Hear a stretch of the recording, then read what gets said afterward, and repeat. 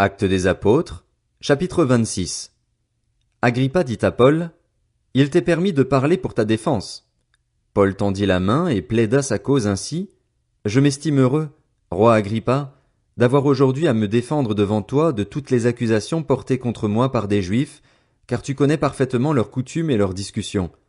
Je te prie donc de m'écouter avec patience.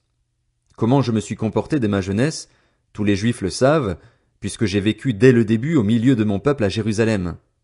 Me connaissant depuis longtemps, ils savent, s'ils veulent bien en témoigner, que j'ai vécu en pharisien, selon le parti le plus strict de notre religion. Et maintenant je suis traduit en justice parce que j'espère en la promesse que Dieu a faite à nos ancêtres.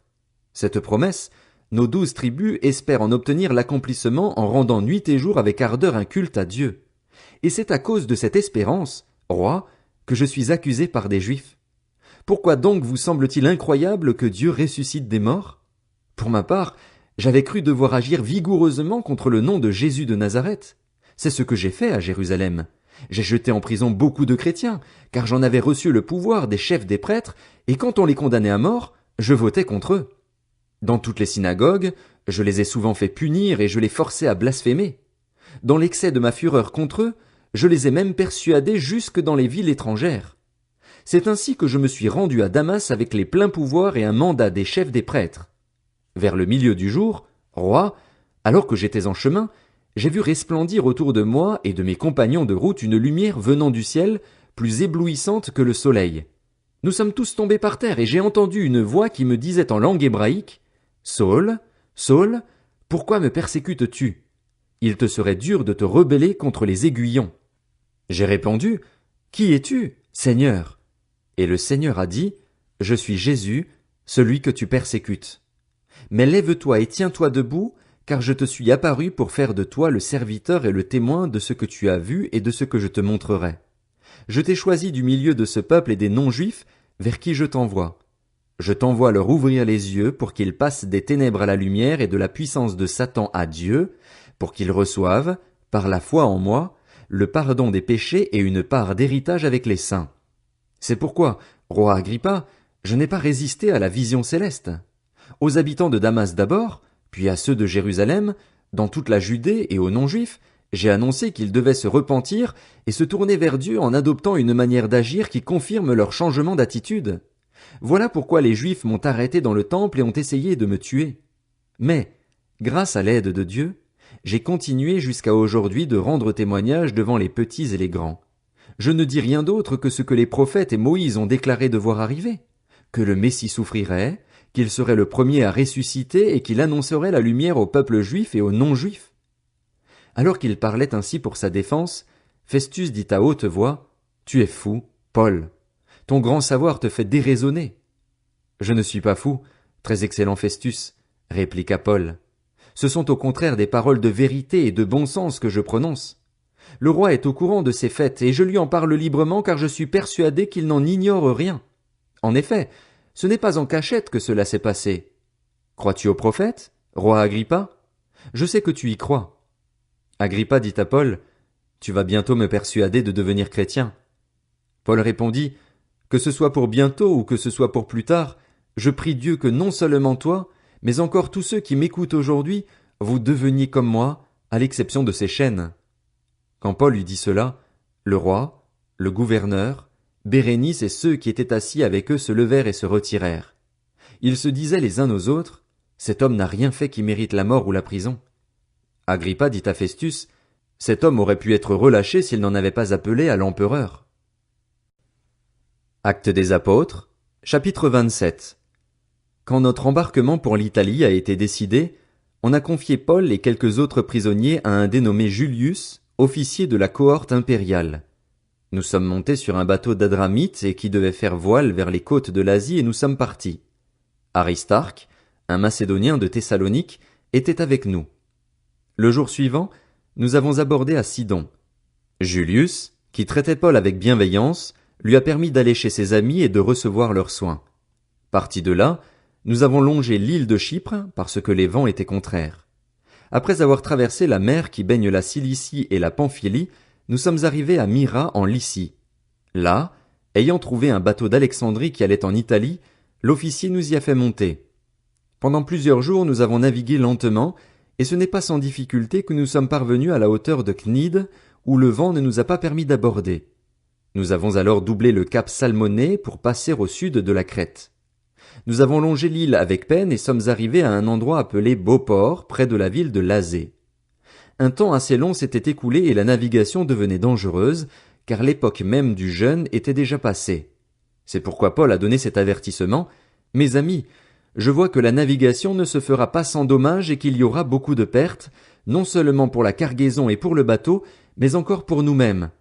Mais l'officier se fiait plus au capitaine et au patron du bateau qu'aux paroles de Paul. Comme le port n'était pas approprié pour hiverner, la plupart ont été d'avis de le quitter pour essayer d'atteindre Phénix, un port de Crète orienté vers le sud-ouest et le nord-ouest, afin d'y passer l'hiver. Un léger vent du sud s'est mis à souffler et, se croyant maîtres de leur projet, ils ont levé l'ancre et ont longé de près l'île de Crète. Mais bientôt un vent violent, qu'on appelle Eurachylon, s'est déchaîné. Le bateau a été entraîné sans pouvoir résister au vent et nous nous sommes laissés emporter à la dérive. Alors que nous passions au sud d'une petite île appelée Coda, nous avons eu beaucoup de peine à nous rendre maîtres du canot de sauvetage. Après l'avoir hissé à bord, ils ont utilisé les cordages de secours pour ceinturer le bateau. Dans la crainte d'échouer sur la Syrte, ils ont abaissé les voiles, et c'est ainsi qu'ils se sont laissés emporter par le vent. Comme nous étions violemment battus par la tempête, le lendemain ils ont jeté la cargaison à la mer, et le troisième jour ils ont jeté de leurs propres mains les agrès du bateau. Le soleil et les étoiles ne nous sont pas apparus pendant plusieurs jours et la tempête a été si forte que, finalement, nous avions perdu tout espoir d'être sauvés. On n'avait pas mangé depuis longtemps.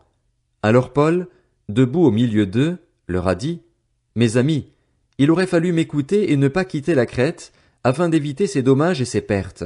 Mais maintenant, je vous invite à prendre courage, car aucun de vous ne perdra la vie. Seul le bateau sera perdu. En effet, un ange du Dieu auquel j'appartiens et que je sers m'est apparu cette nuit et m'a dit, « Paul, n'aie pas peur. Il faut que tu comparaisses devant l'empereur, et voici que Dieu t'accorde la vie de tous ceux qui naviguent avec toi. C'est pourquoi, mes amis, prenez courage. J'ai confiance en Dieu. Tout se passera comme cela m'a été dit. Nous devons toutefois échouer sur une île. » La 14e nuit, vers le milieu de la nuit, alors que nous étions ballottés sur l'Adriatique, les marins ont supposé que l'on approchait d'une terre. Ils ont jeté la sonde et trouvé 36 mètres de profondeur. Un peu plus loin, ils l'ont de nouveau jetée et ont trouvé 27 mètres. Dans la crainte d'échouer sur des récifs, ils ont jeté 4 ancres à l'arrière du bateau et attendu le jour avec impatience.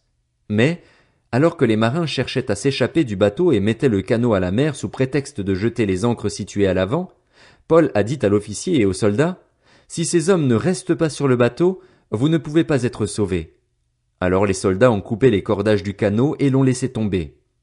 Avant que le jour se lève, Paul a encouragé tout le monde à prendre de la nourriture en disant, « C'est aujourd'hui le 14e jour que vous êtes dans l'attente sans manger, sans rien prendre. Je vous invite donc à prendre de la nourriture, car cela est nécessaire pour votre salut et aucun de vous ne perdra un cheveu de sa tête. » Après avoir dit cela, il a pris du pain, a remercié Dieu devant tous, puis il l'a rompu et s'est mis à manger. Alors tous ont repris courage et ont eux aussi mangé. Nous étions 276 personnes en tout sur le bateau. Une fois rassasiés, ils ont allégé le bateau en jetant le blé à la mer. Au lever du jour, sans reconnaître l'endroit, ils ont aperçu un golfe avec une plage et décidé, si possible, d'y faire échouer le bateau. Ils ont détaché les ancres pour les laisser aller dans la mer et ont en même temps relâché les attaches des gouvernails. Puis ils ont mis au vent la voile d'artimon et se sont dirigés vers le rivage, mais ils sont tombés sur un banc de sable où ils ont fait échouer le bateau. L'avant du bateau s'y est enfoncé et a été immobilisé, tandis que l'arrière se brisait sous la violence des vagues. Les soldats étaient d'avis de tuer les prisonniers de peur que l'un d'eux ne s'échappe à la nage, mais l'officier, qui voulait sauver Paul, les a empêchés de mettre ce projet à exécution. Il a ordonné à ceux qui savaient nager de se jeter les premiers à l'eau pour gagner la terre et aux autres de s'agripper à des planches ou à des débris du bateau. C'est ainsi que tous sont parvenus sains et saufs à terre. Actes des Apôtres, chapitre 28. Une fois hors de danger, nous avons appris que l'île s'appelait Malte. Ses habitants nous ont témoigné une bienveillance peu courante. Ils nous ont tous accueillis près d'un grand feu qu'ils avaient allumé, car la pluie tombait et il faisait très froid. Paul avait ramassé un tas de broussailles et il était en train de les mettre sur le feu quand, Sous l'effet de la chaleur, une vipère en est sortie et s'est accrochée à sa main. Lorsque les habitants de l'île ont vu l'animal suspendu à sa main, ils se sont dit les uns aux autres, « Cet homme est certainement un meurtrier, puisque la justice n'a pas voulu le laisser vivre bien qu'il ait été sauvé de la mer. » Mais Paul a secoué l'animal dans le feu et n'a ressenti aucun mal. Ces gens s'attendaient à le voir enfler ou tomber mort subitement. Après avoir longtemps attendu, voyant qu'il ne lui arrivait aucun mal, ils ont changé d'avis et ont déclaré que c'était un dieu. Il y avait dans les environs des terres qui appartenaient à un dénommé Publius, principale personnalité de l'île. Il nous a accueillis et nous a logés de manière très amicale pendant 3 jours. Le père de Publius était alors retenu au lit par la fièvre et la dysenterie. Paul s'est rendu vers lui, a prié, posé les mains sur lui et l'a guéri. Là-dessus, les autres malades de l'île sont venus et ils ont été guéris. Ils nous ont rendu de grands honneurs et, à notre départ, nous ont fourni ce dont nous avions besoin. Après un séjour de 3 mois, nous avons embarqué sur un bateau d'Alexandrie qui avait passé l'hiver dans l'île et qui portait pour enseigne les Dioscures. Nous avons abordé à Syracuse où nous sommes restés 3 jours. De là, en suivant la côte, nous avons atteint Reggio. Le lendemain, le vent du sud s'est levé et en 2 jours nous avons fait le trajet jusqu'à Pouzole. Là, nous avons trouvé des frères qui nous ont invités à passer 7 jours avec eux. Et c'est ainsi que nous sommes allés jusqu'à Rome. Les frères de Rome, qui avaient reçu de nos nouvelles, sont venus à notre rencontre jusqu'au forum d'Appius et aux 3 tavernes. En les voyant, Paul a remercié Dieu et pris courage. À notre arrivée à Rome, l'officier a remis les prisonniers au chef de la garde, mais on a permis à Paul d'habiter dans un logement particulier avec le soldat qui le gardait. Au bout de 3 jours, Paul a convoqué les chefs des Juifs. Quand ils ont été réunis, il leur a adressé ces paroles, « Mes frères, bien que n'ayant rien fait contre notre peuple ni contre les coutumes de nos ancêtres, j'ai été mis en prison à Jérusalem et livré entre les mains des Romains.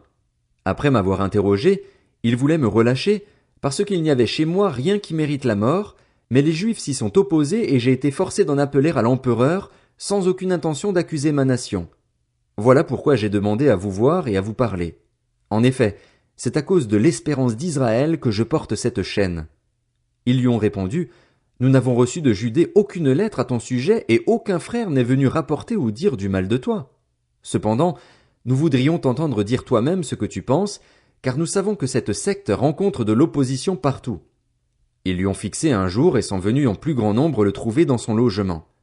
Paul leur a fait un exposé, il a rendu témoignage du royaume de Dieu et a cherché, à partir de la loi de Moïse et des prophètes, à les persuader de ce qui concerne Jésus. L'entretien a duré depuis le matin jusqu'au soir. Les uns ont été convaincus par ce qu'il disait, les autres n'ont pas cru. Comme ils se retiraient en désaccord, Paul n'a ajouté que ces mots, « C'est avec raison que le Saint-Esprit a dit à nos ancêtres par l'intermédiaire du prophète Ésaïe, « Va vers ce peuple et dis, vous aurez beau entendre, vous ne comprendrez pas. Vous aurez beau regarder, vous ne verrez pas. En effet, le cœur de ce peuple est devenu insensible. Ils se sont bouchés les oreilles et ils ont fermé les yeux de peur que leurs yeux ne voient, que leurs oreilles n'entendent, que leur cœur ne comprenne, de peur qu'ils ne se convertissent et que je ne les guérisse. Sachez donc que le salut de Dieu a été envoyé aux non-juifs, et eux, ils l'écouteront. » Lorsqu'il a dit cela, les Juifs sont partis en discutant vivement entre eux. Paul est resté 2 années entières dans une maison qu'il avait louée. Il accueillait tous ceux qui venaient le voir.